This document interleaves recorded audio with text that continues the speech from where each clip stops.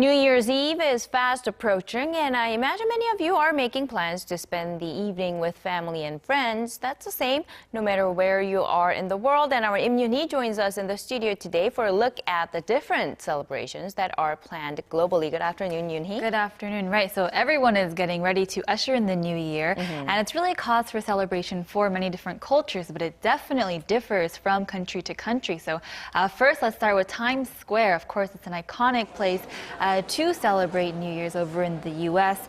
Now, the Times New Year's Eve ball will, of course, be included in the countdown, and it'll be making its debut after a recent makeover. The New Year's Eve ball got a minor adjustment this year, just days away from the countdown. 288 of the 2,688 crystal panels were replaced with a gift of Fortitude design, a design that's part of the 10-year series called The Greatest Gifts, according to Waterford, the manufacturer of the crystals.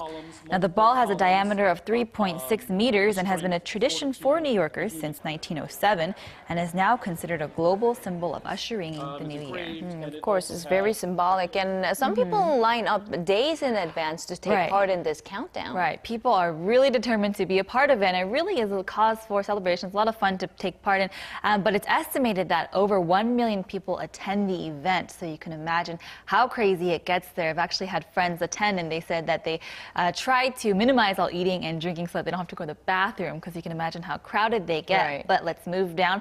The bottom half of the hemisphere over in Rio de Janeiro, Brazil, another large New Year's Eve festivity is set to take place. Now here, if you thought 1 million in Times Square was a lot, 2.5 revelers are expected to flock to one of the largest cities in the world, to the iconic Copacabana beach for the countdown. Now, 2015 also marks the 450th birthday of the city, nicknamed the Marvelous City. Now, there are 3 major stages set in Copacabana, with 8 other large stages set up throughout the city. And starting from 6 p.m. well through the night, there will be samba, fireworks, and other celebrations. And I hear the dress code. They have a dress code, right? Right. Dressed all in white? So actually, it's, I guess, an unsaid rule to wear all white to these New Year's Eve celebrations.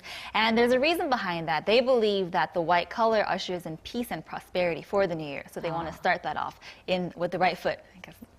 And here in Korea, of course, we have our own tradition. That's right. So it is, of course, a tradition to welcome in the new year on the beaches of Korea across the country. And in particular, I know Busan is having a festival this year, but all over the country, you can find definitely a lot of people flocking to the shorelines to welcome in the new sunrise, the first sunrise of the year. And they do that with friends and family. And so from the 31st to the 1st, there are a couple festivals taking place, like I mentioned earlier, in Busan.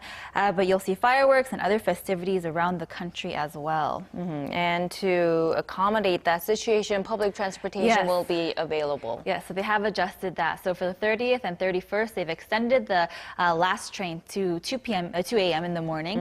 And they also have more trains more frequently throughout the day. And also for those in Seoul, we can also go to Bosinggak in the city, in the downtown Seoul, where the bell will be rung on the New Year's.